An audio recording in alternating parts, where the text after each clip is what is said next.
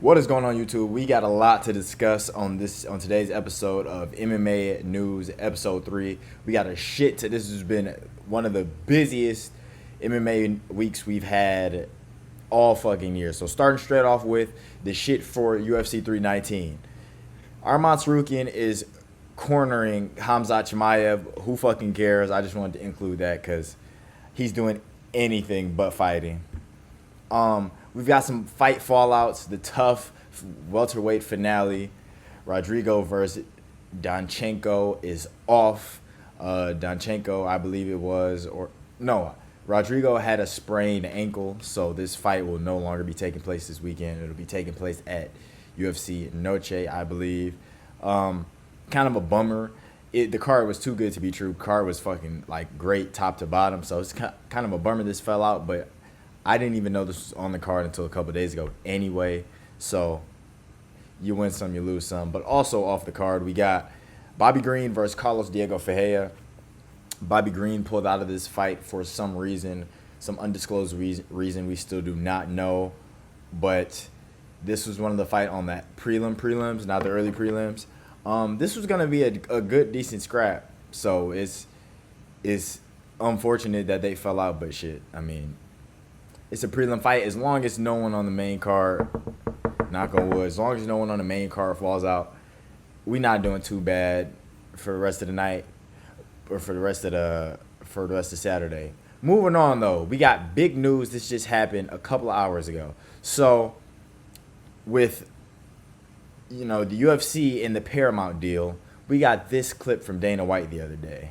Okay. See how it plays. Pertaining to Conor McGregor. Hey, is Conor McGregor ever going to fight in the UFC again? Yeah, I mean, if you see, he's been posting videos of himself training. He's back in the pool now. He wants the White House fight. Perfect. We've been hearing about Conor McGregor news since 2022.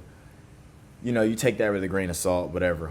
If you really are banking like your UFC fandom on Conor McGregor fighting again, I wouldn't really, you're not too bright.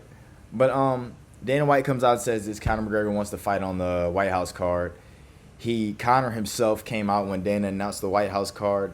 He said he wanted to fight on this card. I don't know if Conor and White House is to be a good mesh, but Conor wants to fight on the White House card. So then all of a sudden, we get this. Conor McGregor is removed from the fighter roster. Now, this has been a pretty reliable source for just the roster watch. Got fucking 200K followers. I mean, everybody's we got Chandler memes in here. People are proving him wrong. Some people are saying he's still on the website, but this is the most reliable source that we have on the roster watch. But then apparently Dana White came out and said total bullshit about Conor being removed from the roster. So who the fuck cares? Who cares? Again, if you're still a UFC or an MMA fan because of Conor McGregor in the big 2025, August 14th, 2025, I don't know what to tell you, boss. But moving on, though, we got some beef. We're moving on to the beef of the week, the beef of August, it seems to be. Dan Hooker's had a lot of choice words to say about Charles Oliveira. When Charles Oliveira got booked against Rafael Fiziev, because we know Dan Hooker called out Charles Oliveira recently, about a month ago. He said, Charles, fight me in November at MSG, and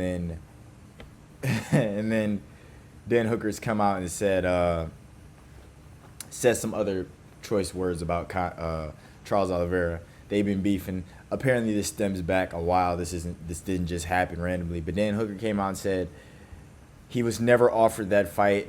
Do you really think that's how the phone call went?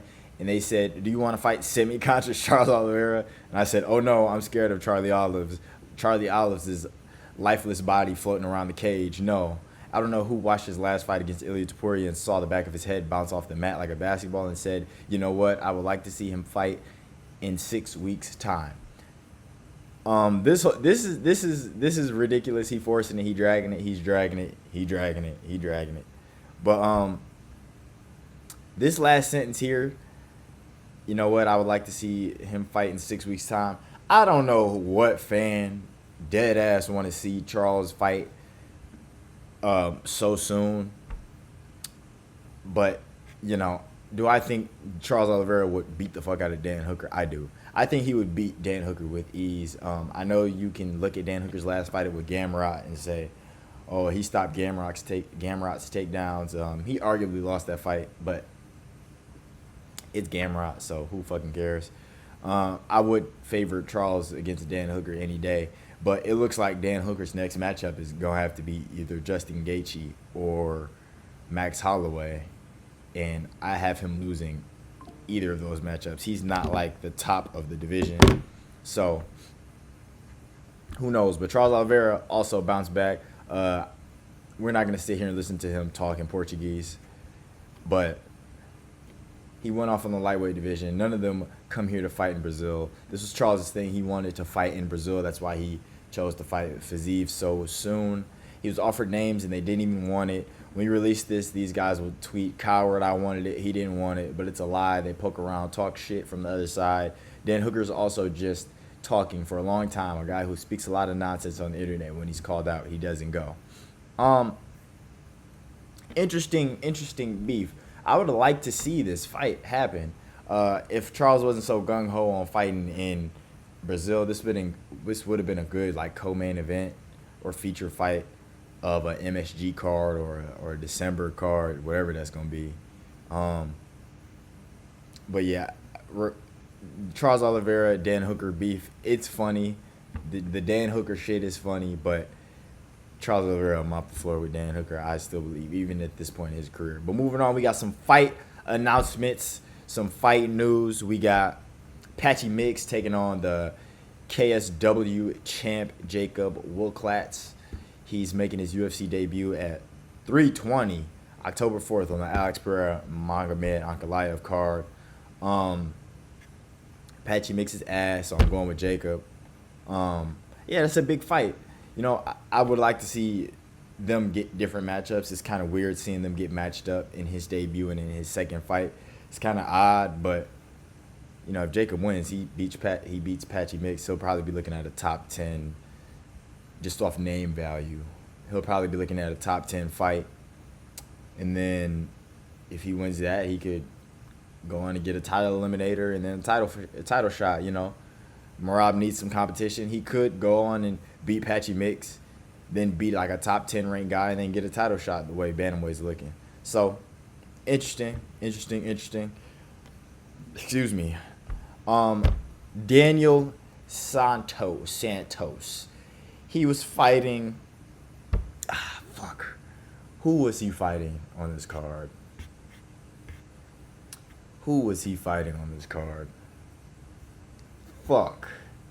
I forgot. He was fighting someone on this card. They pulled out a couple days ago, and they replaced him with Korean Zombie Jr. Zombie Jr.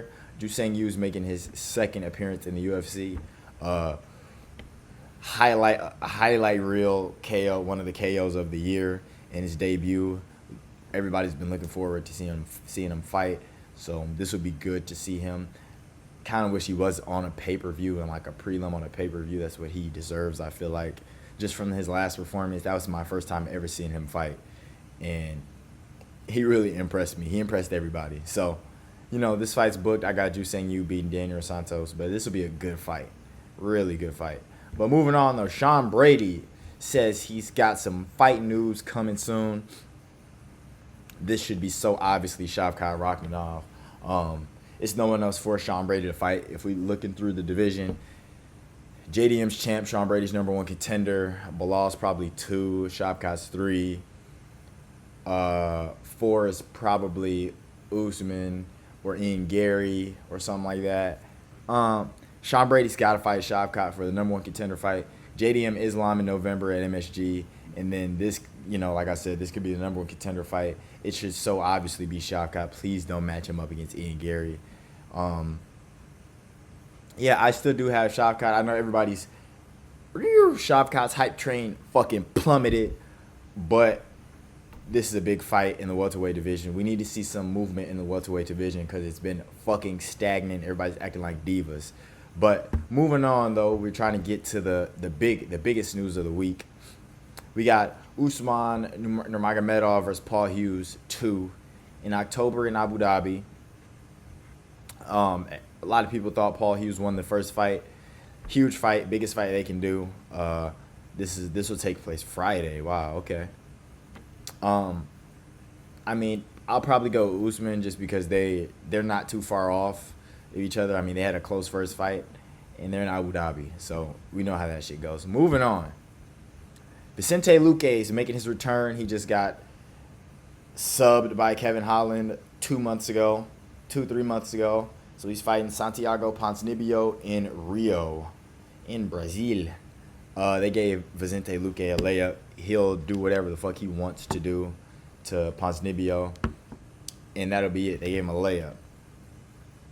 Moving on, though. We got Sean O'Malley. Fight news, Sean O'Malley. I'll just play the Don't fight clip, again. actually. The second thing that everyone wants to know is when and where and who is Sean fighting next. I don't know when. I don't know where. I don't know who. But I can.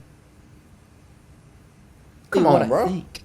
If I had to guess, it would be November or December this year. Ideally, I'd fight one more time this year. But it's possible. I don't fight again this year. It's actually possible I never fight again. Really? I mean, you just never know. Bro, Sean O'Malley took no damage against Merab in June. Fight. You don't have to be a main event. You don't have to be a co-main event. Fight as a feature fight or fight as a fight night main event against someone.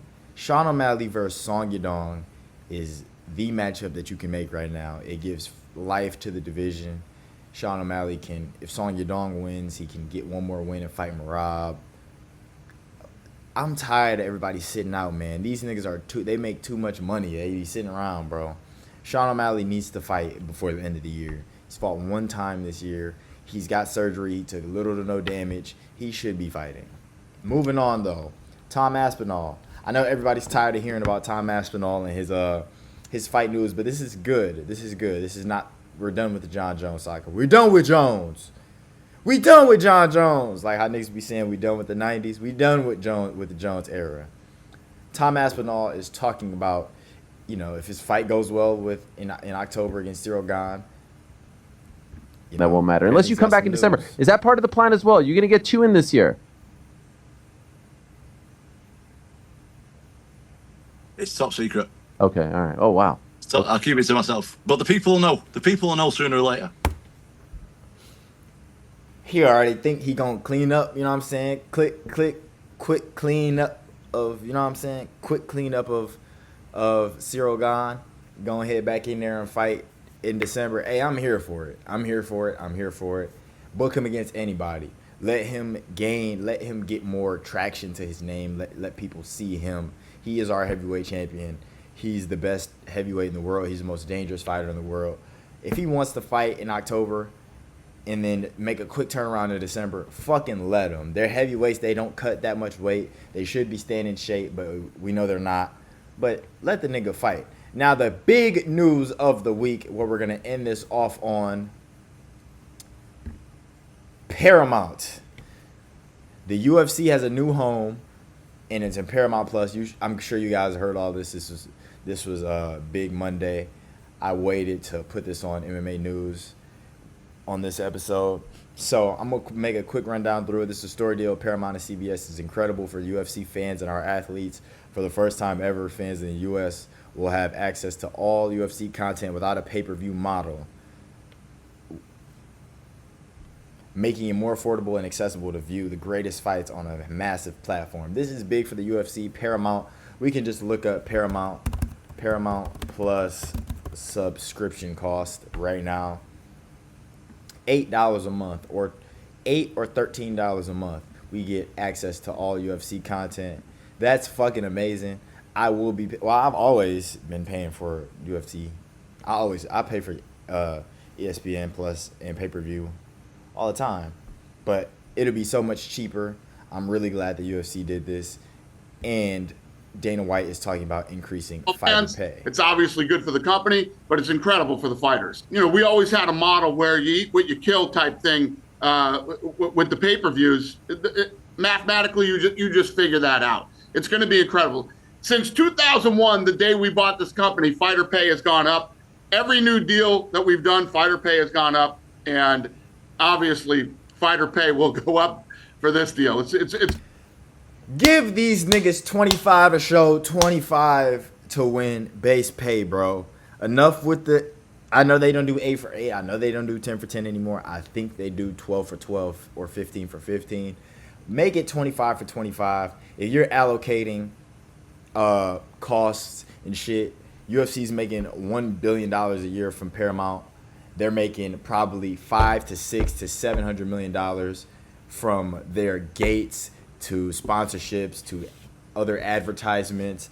From all their money that they make as the UFC, they're making probably $500 to $600 million a year. They're pulling in $1.5 billion a year. There's about 400 or 500 fighters on the roster. I think anywhere between 350 and 500. You can make the base pay 25 for 25 for people that are starting in the UFC. That should be the base pay. And then if you win your first fight when you come in here, you can fight 25 for 25 again. You should get back in there, and then you can renegotiate your contract and shit like that. But stop giving these fighters fucking $30K or $20K to fucking, you know what I'm saying? They're walking away with $15K after putting their life on the line in here.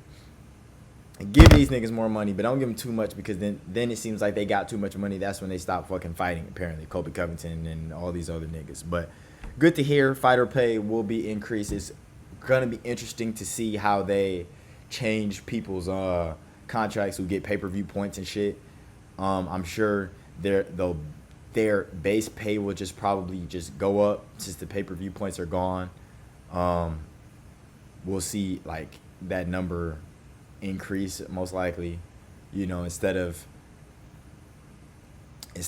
somebody making like 600 for 600 and then pay-per-view points or whatever the fuck it is, they'll get like 1.2 for 1.2, and then they'll get other shit for like being a main event and all that, whatever. But this is great to hear. 25 for 25 should be the basis though, period. But also, Mark Shapiro, TKO, we don't really want to fuck him, but actually not fuck him. I'm tripping. I'm not tripping. Not fuck him, but we don't really care about what he's saying. He's talking about the pay-per-view model and how it's going down. We've been on this for years and years and years. They should have been done away with the pay-per-view model. Yeah, good to hear. It's also interesting to hear Dana White's talking about one more pay-per-view. Pay-per-views might not be. There could be a one-off pay-per-view. We don't want to hear that. But as we were talking about earlier with Conor McGregor and the White House card, Dana White had this to America's say. 250th birthday next summer. Where at? At the White House. Okay. It's a pretty big venue. Is that going to happen, Dana? What can you tell us? It is definitely going to happen. Period. It's definitely going to happen. I'm not hearing shit else.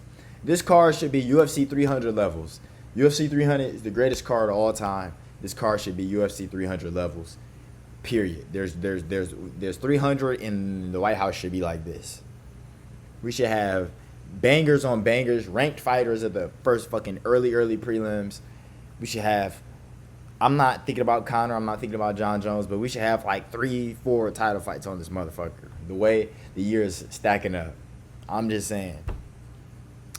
But yeah, big card, White House card. Interesting to see the logistics and shit, how they realistically do all of that. It's supposed to be on the lawn of the White House, so it's going to be interesting to see how that plays out. But perfect. Another thing with the Paramount deal, they're expanding the Apex. We don't fuck with this. 5,000 to 10,000 fans. I don't know why they can't just go back to how they used to do it back in the day with crowded fight nights every fight night. I don't know why we can't do it anymore. Well, I do know why, because then they just make it fucking $500 a pop to get into the fucking arena like they do now. But they're expanding the Apex. At least they're bringing in fans. Hopefully they don't make it too much, so then you're not just got a bunch of Mark Zuckerbergs running around the Apex. And then along with that, Dana White says they're holding 4 big events per year. I took that as they're holding 4 big events on CBS, how they have like Fight Night in Abu Dhabi's on ESPN on ABC. They'll have those events now on CBS, and it'll be numbered events is what I'm assuming that's what that means. I hope that's what that means, especially since they're doing away with the pay-per-view. So, like, the White House card, and then probably, depending on if Alex Pereira wins, an Alex Pereira card could be on there. Depending on Islam's placement, Islam or Ilia Topuria, or like a heavyweight would be good exposure because people like heavy guys. People gravitate towards bigger guys, and what better way to showcase your most, your biggest figure by putting him on CBS, for everyone, for the world to see. Perfect. And I'm gonna end this bitch off with, who do y'all think is gonna headline UFC 324? It's got to be a big card. It has to be. It's got to be a huge card. It's probably gonna be in like LA, Arizona, something like that. It's got to be a ridiculous card, though. This card's got to have, as we know right now, Islam and JDM are probably are booked for MSG. We think Ilia Topuria, Justin Gaethje. So then that leaves your Tom Aspinalls. That leaves your that'd be too soon for Alex Pereira. That leaves your Tom Aspinalls. That leaves your Volkanovskis, shit like that. That leaves your Valentina Shevchenko as like a feature fight or a co-main.